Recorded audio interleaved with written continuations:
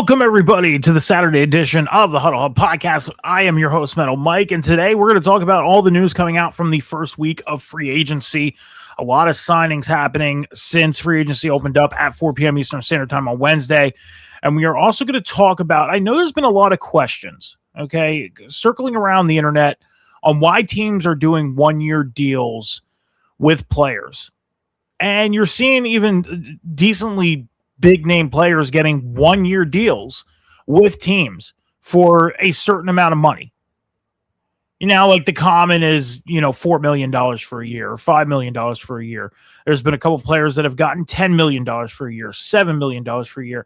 And then you come across some players who have gotten one-year deals.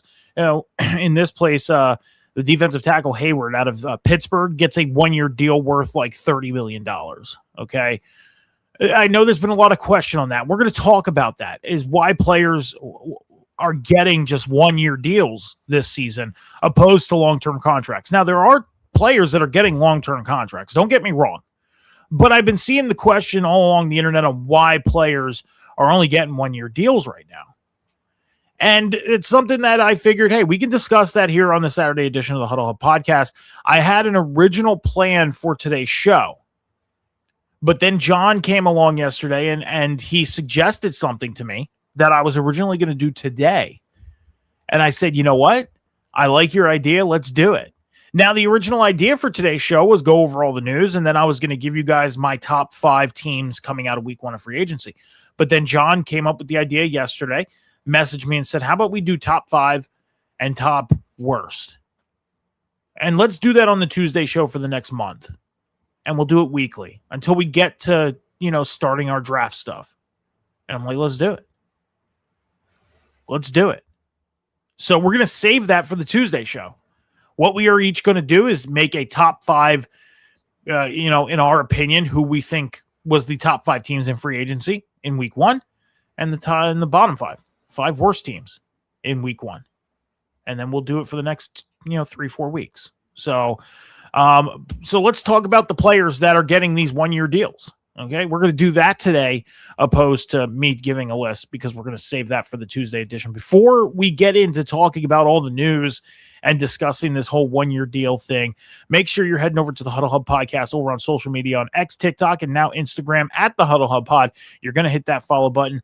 Over on YouTube, you're going to hit the subscribe button. That's how you follow on YouTube. And, of course, make sure you're following on the Twitch channel. And all the links to all of our social medias are now in the bio of the Twitch channel. Now, X and TikTok and YouTube were in there. I did add Instagram. I did. Right after Wednesday's show, I added the Instagram. So now you can access the Instagram as well and help us build the Huddle Hub Podcast going through the rest of the NFL offseason and beyond. Okay, so let's talk about this briefly about, players getting the one-year deals with a certain amount of money. Okay. You got to think of it this way is, teams get a salary cap bump every year. Now, some teams are going into to every year in the negative. For example, I believe the Saints, without the bump, would have been like negative $20 million in cap. But then the bump in cap of I believe it was $36 million that each team got, helped them take care of that negative space and put them in a position to be able to go out and give players deals. But a lot of the players that they brought along were initially one-year deals. And that's what I think it is. That's my opinion. And that's my thought, I should say, is I think it's because teams are going to wait until they get next year's bump. For example, Javon Hargrave. He signed with the Packers. He signed a 2-year, $23 million deal. Okay, so he's good for the next 2 years. But you have players, like Charles Omenihu, the defensive end for the Commanders now, signed a 1-year, $7 million deal. Now, if the Commanders want to commit to him long-term, they're going to wait until next year to do it when they get the bump in cap space. Now they're paying him $7 million this year. And I guarantee I think he has like a $4.5 million guarantee on that deal. I believe with $7 million deals, it's like a 4.5 guarantee, $4 million guarantee, somewhere around there, or the whole $7 million can end up being the guarantee as well. But it's more so of teams making sure they have enough money to bring the players in that they want to go get this year. And then next year, worry about, the long term. So that's what I believe it is.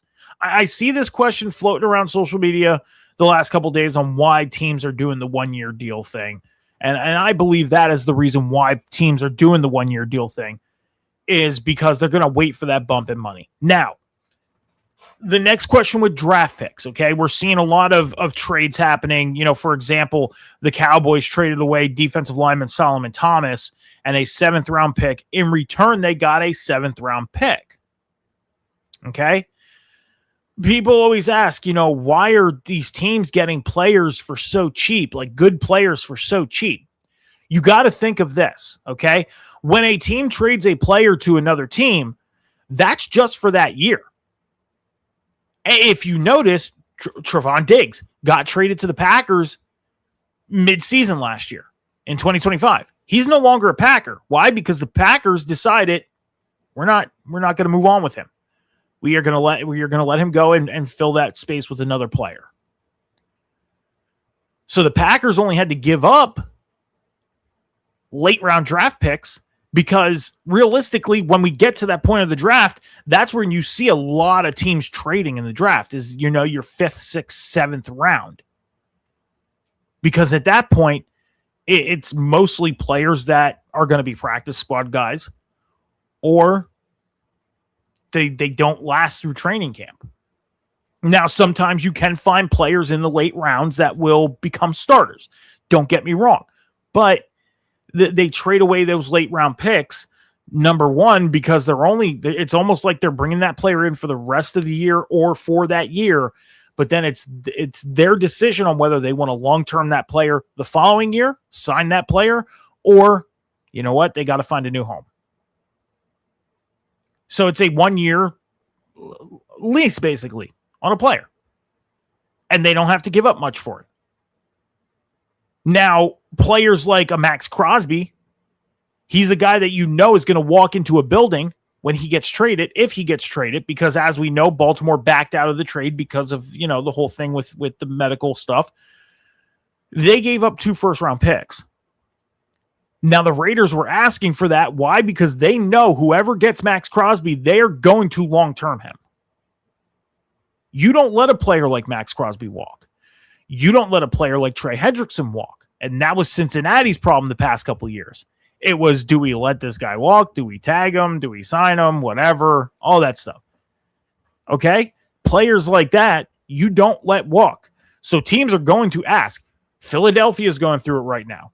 All the talks about trading A.J. Brown, they want a 1st and a 2nd round pick. Why? Because they know whoever trades for A.J. Brown is going to keep him long term. They are going to offer him a contract for 3 or 4 years. A.J. Brown is not a player that you take for a year and then let him walk and go elsewhere. And I think he's proven that in his career so far. But you see other players that get traded for these late round draft picks. They're there for a year. They're there to prove themselves. And it's either they prove themselves and they earn the contract, or, it was just a year-long thing and now he's going elsewhere. And the team didn't have to give up much to do it. Now, George Pickens is another story. Now, Dallas, they franchise tag him, and there's talks about them trading George Pickens still. And I believe the last I heard, they weren't taking anything above a 3rd round pick, I believe, for him. So they would take 2 second rounders and or a 2nd rounder and a 3rd rounder, somewhere around there. I think that's what I heard as far as what they're looking for when it comes to trading for George Pickens. Okay. So, but George Pickens, he proved it last year that he's a guy worth committing to. And why Dallas decided not to commit to him after trading for him from Pittsburgh and him going in there and having the year he had is beyond, I think, everybody's belief. Everybody is questioning that right now on why they are not long-terming George Pickens. So, but any other team, with long-term. But that's the reason why. You think about this stuff and you wonder why teams give up, a 7th round pick for players. It's the decision of long-terming players or not. And, that's pretty much that. I have an update on my top 5 list as far as the top free agents here. So we are over 30 players signed off of my personal top 5 from each position. So on my list at quarterback was Aaron Rodgers, Marcus Mariota, Kenny Pickett, Kyler Murray, Kirk Cousins. Okay, those were my top 5 quarterbacks in free agency. Aaron Rodgers and Kirk Cousins, the only 2 that have not been signed yet. The scroll on the bottom, I do not think it's up to date. There may be a player or 2 on there still that have been signed. I just haven't updated it yet. So you're going to see players that have been signed. I'm going to say who signed, and then I'll update this for the next show. As far as running backs, Kenneth Walker, Rico Dowdle, Isaiah Pacheco have all been signed. Najee Harris and Brian Robinson, the only 2 running backs on the list that have not been signed yet. Wide receiver, Tyreek Hill and Deebo Samuels, the only 2 wide receivers on my list that have not been signed yet. As far as tight ends, David Njoku, Dallas Goedert, Zach Ertz are the 3 tight ends that have not been signed yet. Offensive tackles, Chukwuemeka Okafor, Ryan Van Denmark, Justin Skull, and Cam Robinson. At guard, Joel Bitonio, Wyatt Teller, Greg Van Roten, and Brady Christensen. And then at center, Lloyd Cushenberry and Danny Pinter are the only ones that have not been signed yet. Okay. As far as defense, edge rushers, Joey Bosa and DJ Wonnum are the only 2 edge rushers that have yet to be signed yet. I think I seen something along the lines of Joey Bosa today. There's been a little bit of chatter on where he's going to end up. I didn't get to read the full thing of where and who is in the mix for signing Joey Bosa. That's not something I'm going to do while being on air here because I don't want to, put that time committed into reading that while we're on air here. So that's something that we could talk about on the Tuesday edition if any news comes along. If not, I'll have that information ready to go so we can discuss it on the Tuesday episode. Defensive tackles, all the defensive tackles on my list. All the defensive tackles on my list are still on the list. It's the only position that does not have a player signed yet. Okay, Sebastian Joseph, Isaiah Loudermilk, Sheldon Day, DJ Reader, Sheldon Rankins. Okay, as far as linebackers, Bobby Wagner, Matt Milano, and Christian Roseboom. Cornerbacks, Marshawn Lattimore, Trevon Diggs, Jeff Okudah. At safety, Jimmy Ward, Jordan Poyer, Marcus Epps. And then at kicker, Brandon Aubrey, Jake Moody, Joey Sly, and Matt Prater are the only ones that have yet to be signed. Okay, so I have about 25, over 25, I have about 30 players from my list that have been signed. I have been keeping track of it because I want to see how close I am to players being signed. I do. I want to see if I have a pretty accurate top 5 list. Just something I do. I'm a statistics guy, so I'm like that. I do statistical things. I don't know why. I do, but yeah. So. It's great to be here on the Saturday edition of the Huddle Hub podcast. I love doing the Saturday shows. I do. Sunday shows during the regular season, they're a lot of fun to do. I love doing the Sunday show with Cam during the regular season. We get to talk about games. We get to talk about what to look forward to and everything coming up in the week. But during the off season, doing the Saturday show has been very beneficial because of being able to, put things together for the social media and everything like that. And you guys going over and watching the stuff on the social media and helping support us and helping us build here has been great. And I can't say that enough. Just seeing the reaction to the videos, whether they're positive, whether they're negative, whether it's trolls because we've been attracting the trolls now, or whether it's somebody that's genuinely commenting to have a discussion about football has been great. And it's much appreciated as we move along here. The 1-year anniversary of the Huddle Hub podcast is on Monday.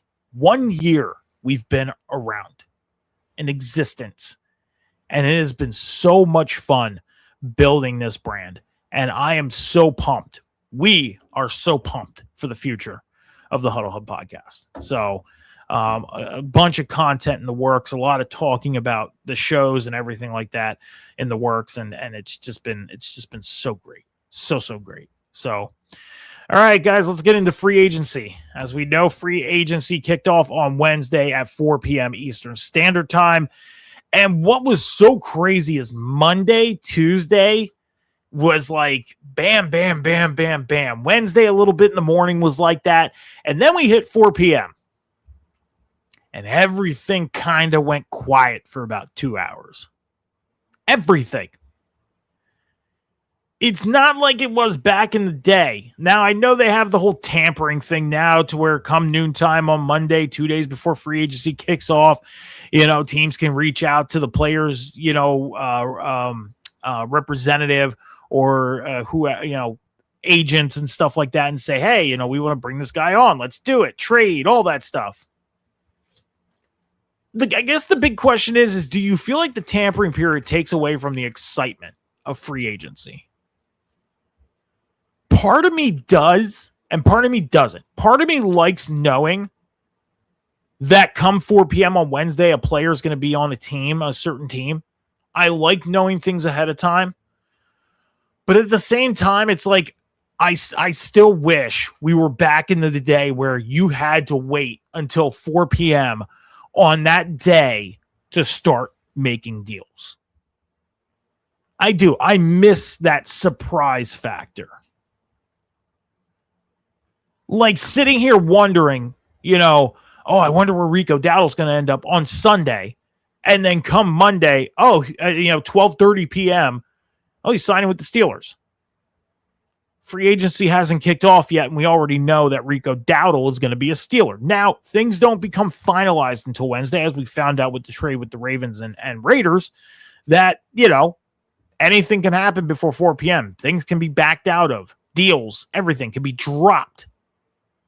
So it's not set in stone with the tampering, but it's a pretty good idea that things are going to be in full force at 4 p.m. on Wednesday and, things are going to be settled. But even when the tampering stuff started 2 years ago, even free agency on day one of the official day, you still got, a couple of those surprise factor signings and trades and all that stuff. This year was just so quiet. And I miss the excitement. We were live until 5 p.m. on Wednesday. And one signing happened. And then we get off air and all this news starts happening again. And it's like, what the heck? This couldn't happen while we were on air. Why we were on air until 5 o'clock, an hour and a half show, extended overtime, everything. Couldn't give us that? No. So, but nonetheless, we got some news. We got about 2 pages of notes. So we're going to get through page 1. We'll take a 30-second break, and then we'll finish off page 2 before we get out of here at the top of the hour. First off, Javon Hargrave, defensive tackle, signed a 2-year deal worth $23 million with the Green Bay Packers. This is huge for the Packers because we know that they made a trade earlier in the week, trading away Rashawn Gary. So they had to kind of fill that void with a defensive tackle / edge rusher, bringing in Javon Hargrave. I think this is a good pickup for the Packers and for him to be joining this Packers team who definitely needed the help on defense. Yes, they got Micah Parsons. But that expectation of seeing Rashawn Gary and Micah Parsons, these 2 really good defensive guys, run a defense together, went away quicker than anything.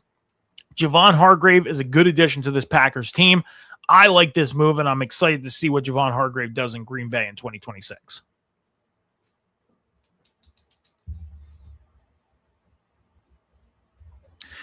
Chris Rodriguez, running back, formerly of the Washington Commanders, signed a 2-year deal with the Jacksonville Jaguars. Now the Jaguars going out and picking up a running back. This after Travis Etienne was out, so them going to pick up a running back, it makes sense. Chris Rodriguez heading there for 2 years. As far as the information on his deal has yet to be known. It's just known that he signed a 2-year deal. The Cowboys and 49ers made a trade. The 49ers ended up getting defensive tackle Osa Odighizuwa, and in return, the Cowboys got a 2026 third-round pick. So the Cowboys have been stocking up those draft picks as of late. So, Jerry Jones said that the Cowboys were going to make a boom in free agency, and they were going to spend money.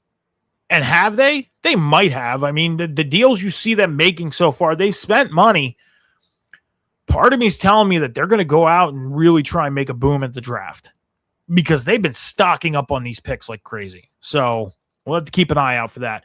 Charles Omenihu, defensive end, signed a 1-year deal worth $7 million with the Commanders. Running back Keaton Mitchell signed a 2-year deal worth $9.25 million with the Chargers. So the Chargers bringing in a new running back. Quarterback Jake Browning signed a 1-year deal with the Tampa Bay Buccaneers. Tyquan Thornton, wide receiver of the Chiefs, he re-signed a 2-year, $11 million deal with the team, so he's sticking around in Kansas City. This was a smart move by Kansas City, especially with the situation in their wide receiver room right now. I mean, it's I don't want to say it's a mess, but at the same time, it is. And having that security blanket of Tyquan Thornton, a guy who has had some production in 2025 with the team, smart move by Kansas City, re-signing him. Tremaine Edmonds, linebacker of the Bears. He became a free agent. He signed a 3-year deal worth $36 million with the New York Giants. Now, the New York Giants, we've been seeing some moves they've been making my gosh, let me start that one over. Free agent linebacker, formerly of the Chicago Bears, Tremaine Edmonds signed a 3-year, $36 million deal with the Giants. Now, the Giants going out and boosting their defense with Tremaine Edmonds. Now, I know everybody has their opinion on Tremaine Edmonds, but I feel like this is a good move for New York to boost up their defense. And I'm excited to see what this Giants defense is going to look like this year, because they added on to their defense a year or two ago with the trade in Carolina. And now going out and picking up Tremaine Edmonds, this is a big deal. This is definitely a big deal. There was a lot of negative comments on my video about him signing with the Giants. A lot. Oh, he's injury prone and all this stuff. I get that. But sometimes players don't fit in systems, and systems don't fit with players, and, everything. Just chill out. I think Tremaine Edmonds going out and signing with the Giants and helping that defense. Again, they made that trade in Carolina about a year or two ago. I forget the name who they brought in. It was a big name linebacker. My apologies for forgetting the name. But now I'm going to look this up. Now I'm going to look this up because I kind of want to get this right.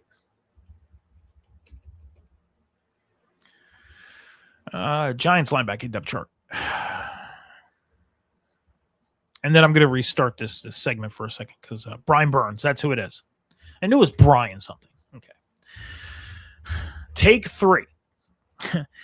Free agent linebacker Tremaine Edmonds signed a 3-year, $36 million deal with the Giants. I like this move. I think Tremaine Edmonds is going to go in and make an impact with the Giants. They brought in Brian Burns about a year or two ago.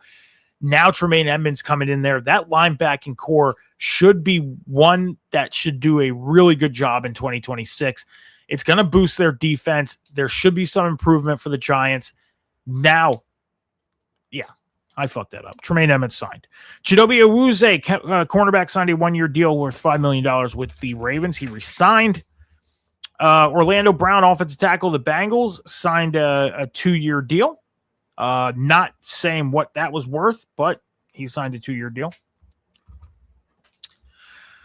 Offensive lineman Landon Dickerson of the Philadelphia Eagles. He has a new revised 2-year, $36 million contract. Now, the Eagles during free agency this year haven't been making too many big moves. They went out and got Rick Woolen from Seattle. They re-signed Landon Dickerson and a couple of other guys returning in 2026.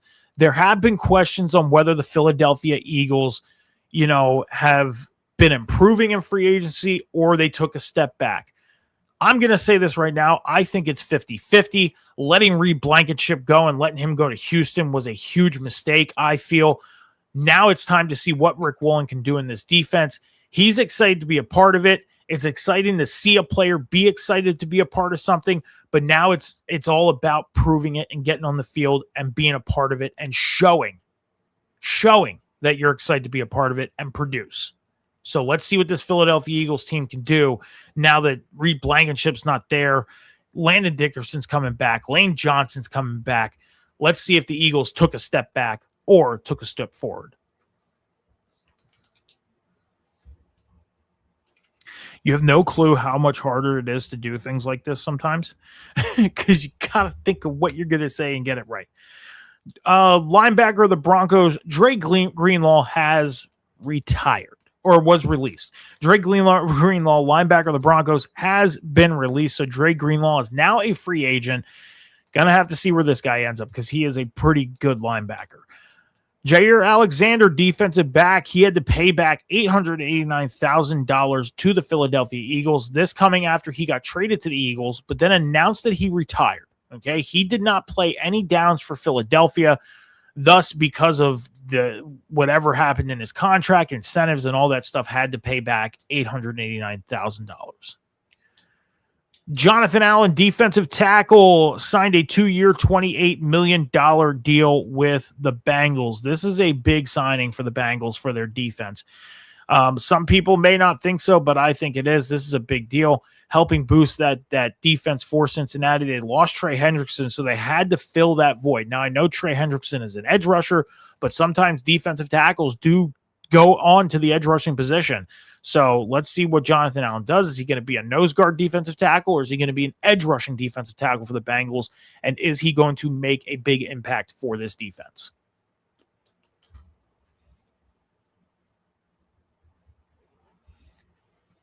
Punter Braden Mann of the Philadelphia Eagles signed a 2-year deal worth $14 million, $7 million guaranteed, re-signing with the Philadelphia Eagles. Some people don't realize this, but this is actually a big signing. This is. Why? Because Braden Mann is one of those punters that are able to put offenses in very bad positions. He is. There's very few punters out there that can do what Braden Mann does. Not saying that Braden Mann's the only punter that can do it. There are plenty of punters that can put offenses in bad positions from the start. But there are some punters that have problems doing that. The Eagles locking up Braden Mann was such a huge move. I think money well spent. And Braden Mann is a Philadelphia Eagle for the next 2 years.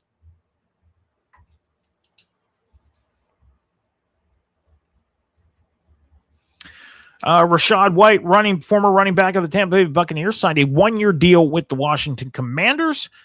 Linebacker Bryce Huff has decided to retire at the age of 27. Now, there was talks that he mentioned he's going to be starting a business, that he wants to focus on that, and that his football career is officially over. So Bryce Huff retiring at the age of 27. Good luck and enjoy retirement. Defensive back Marco Wilson signed a 1-year deal with the Dolphins, along with wide receiver Tutu Atwell. Samson Ebukam, defensive end, signed with the Falcons.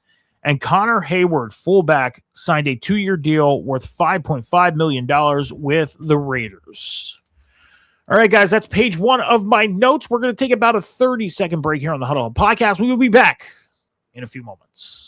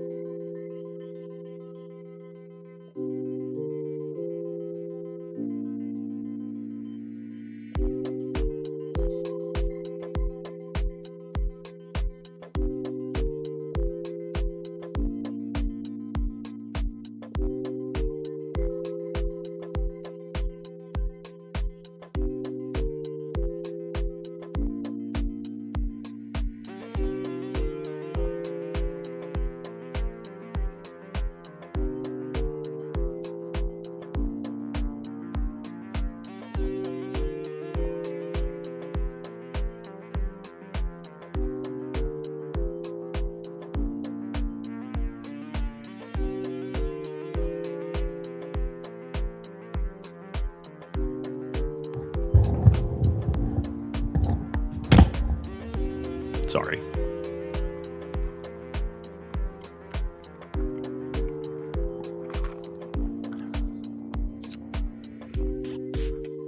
All right, guys, make sure you're heading over to the Huddle Up Podcast on social media after the show today on X, TikTok, and now Instagram. Yes, on Instagram, you can hit that follow button. Over on the YouTube, make sure you hit that subscribe button. That's how you follow on the YouTube. You can hit the follow button on the Twitch channel as well. All the links to all of our social media bios are in the Twitch bio. So you just click on the one you desire to go to, because I know not everybody uses every social media, and help us build the Huddle Hub podcast going through the rest of the NFL offseason and beyond. All right, guys, so let's get into the rest of talking about free agency. Obviously, we got more news.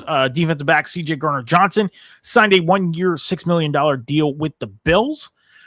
Calvin Austin, former wide receiver of the Pittsburgh Steelers, signed a 1-year, $4.5 million deal with the Giants. Arnold Ebiketie, linebacker, signed a 1-year deal worth $7.3 million with the Eagles. Kobe Durant, defensive back, signed a 1-year deal worth $5.5 million with the Cowboys. I think this was a huge pickup for the Cowboys with their defensive backfield. I said it when free agency started that the Cowboys, if anything, needed help in their defensive backfield, and I think this is a pretty big pickup for them. Nick Bosa, edge rusher of the 49ers, he restructured his contract, opening up $17 million in cap space for the San Francisco 49ers. Jamari Sailor, offensive lineman, signed a deal with the Dolphins. Dalvin Tomlinson, defensive tackle, signed a deal with the Chargers. Rasheed Walker, left tackle, signed a 1-year, $10 million deal with the Panthers. Mitch Wisniewski, the punter, signed a deal with the Bills. Jonathan Owens, the safety, signed a deal with the Colts. Tyler Conklin, tight end, signed a 1-year deal with the Chargers. Safety Elijah Campbell signed a 1-year deal with the Giants. Cornerback Roger McCreary signed a 1-year deal with the Lions. Defensive tackle Sebastian Joseph Day signed a 2-year, $11 million deal with the Steelers. Jalen Jones, cornerback, signed a 1-year deal with the Bears. Jerome Ford, running back, signed a 1-year deal with the Commanders. Okay. The Tennessee Titans have oh my gosh, can't even talk. The Tennessee Titans have released cornerback L'Jarius Sneed, which opens up $11.4 million in cap space. Now, the Tennessee Titans going into free agency had, I believe, the number 1 or number 2 spot as far as money available in free agency. The Tennessee Titans have made a bunch of moves this offseason, bringing in players, letting players go, trading players away. It seems like the Tennessee Titans, they are vamping up to compete this year. Now, we said that last year, that they were vamping up, going out and getting Cam Ward in the draft, making the moves that they did, and then we all know what happened in 2025. This is one of those situations of I will believe it when I see it things. Why? Because we've been here before the Titans. They were vamping up to have a good season. This is a see it to believe it type of thing for me as a football fan, so we're going to have to see if the Tennessee Titans moves show what they did in the offseason on the field.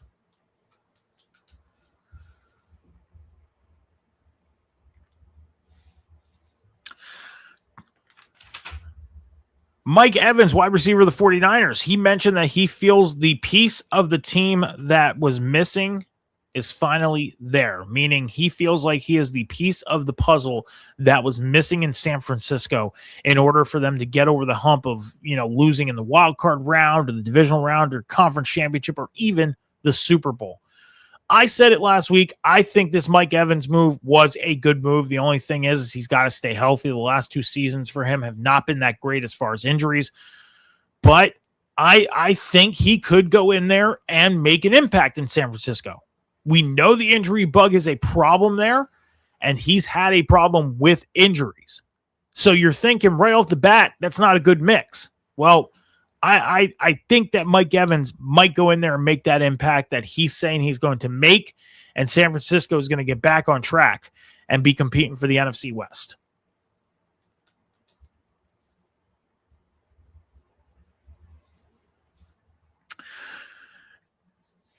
Edge rusher, the Atlanta Falcons, James Pierce Jr. Now, it was announced that the team is still gathering some information, but as we know, he ended up in some legal troubles these past couple months. He was charged with the felony count of aggravated battery with a deadly weapon, fleeing, eluding, resisting an officer with violence. He was originally faced with 2nd counts of aggravated battery and charged of stalking, which those counts were dropped. He's charged with 3 felonies and 1 misdemeanor for incident with WNBA player Rakai Jackson. You know, me and John have talked about situations like this with these young players coming into the league. It's understandable. You know, you're in the league, you're making money, you want to go out and live life and all this stuff. Live life responsibly. You know, it's understandable that there's some situations you can't control, but in other situations you can.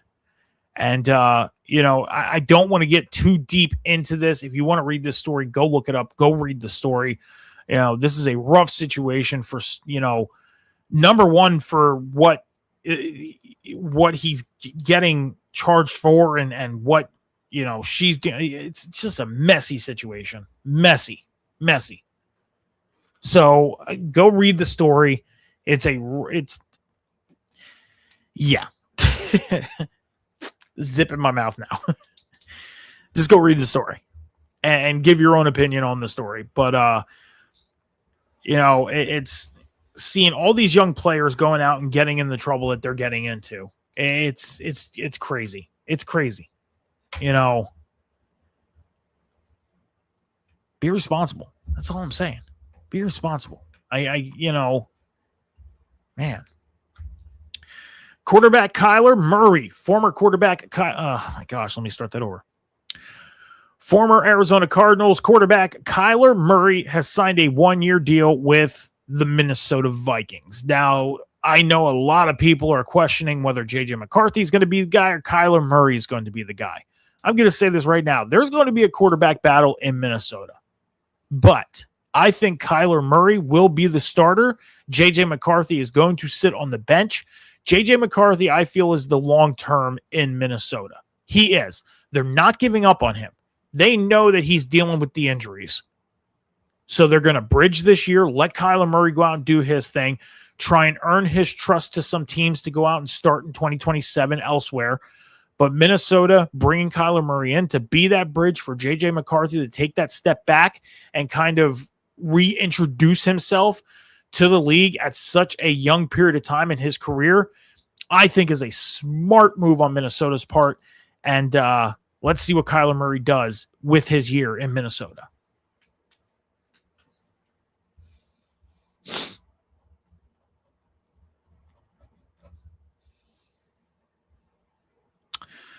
I had 2 more pieces of news here.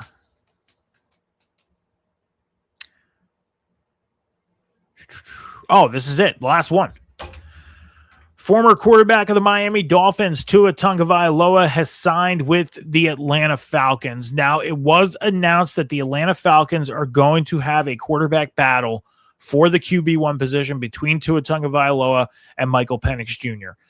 The same thing I said about Kyler Murray in Minnesota. I feel like Tua is going to start for the Falcons this year. Michael Penix is going to take that step back. He's going to sit back, be behind Tua until he's needed or until 2027, because Tua, this is going to be a proving year for him. This is going to be that proving year of whether he could be a starter somewhere or he is a backup quarterback. I know a lot of people have their opinion that he's a backup quarterback. I know that. But some people feel like Tua can still be a starter in this league. It's just about the question of where. Look at Sam Darnold. Sam Darnold was the starter in New York when he got drafted. Ended up in Carolina, was a backup. Ended up in San Francisco, was a backup. Went to Minnesota and became the starter because J.J. McCarthy got hurt. 14-3, went to the playoffs. Then he ends up in Seattle and wins a Super Bowl with the same record. It can happen. Players that are deemed, hyped up, overhyped, everything like that, can have a bounce back and can be successful. And Tua and Kyler Murray are getting that opportunity this year. So let's see if Tua can go out in Atlanta and earn that trust from teams to be a starter in 2027 as well.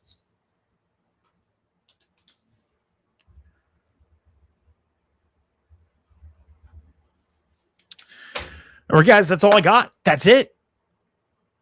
That's all the news. That's everything that we got coming off of free agency.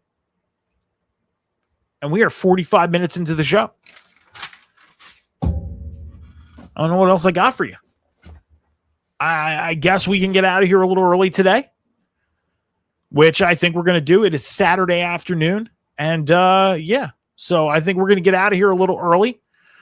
Before we do, again, make sure you're heading over to the Huddle Hub Podcast on social media, X, TikTok, and on Instagram at the Huddle Hub Pod, hitting that follow button. Over on the YouTube, hitting that subscribe button, and following over on the Twitch channel. All of the links to our social media is in the bio on the Twitch channel. Just go to the one that you click on the one that you desire and go help us build the Huddle Hub Podcast going through the rest of the NFL offseason and beyond. Again, the Tuesday show, 7 p.m. Eastern Standard Time, me and John will be live. We are going to give you our top 5 teams that did the best in week 1 of free agency and our top 5 who did the worst in free agency. Okay. We're going to be doing that for the next 2 or 3 weeks, giving our top 5 best and worst in free agency lists. And we'll have all the news coming out from this afternoon up until Tuesday afternoon for you guys as well. You can follow me on social media. Oh my gosh, I made that go away. You can follow me on social media, Instagram, X, and TikTok, MetalMike714. I do Fortnite streams on TikTok once in a while. I don't know when I'm doing my next one. Maybe it'll be tomorrow. Maybe it'll be later tonight. Maybe it'll be Monday. I don't know, but I do them. So if you want to follow me on social media, Instagram, X, TikTok, MetalMike714 is where you can find me. Other than that, I'll see you guys on Tuesday night for the Tuesday edition of the Huddle Hub Podcast with John at 7 p.m. Eastern Standard Time, 7 p.m. Eastern Standard Time, right here on Twitch and YouTube. Until then, be good to each other, be kind to each other, take care of each other, be patient with each other. Remember, the world is not moving as fast as you think. We'll see you guys Tuesday night. Deuces.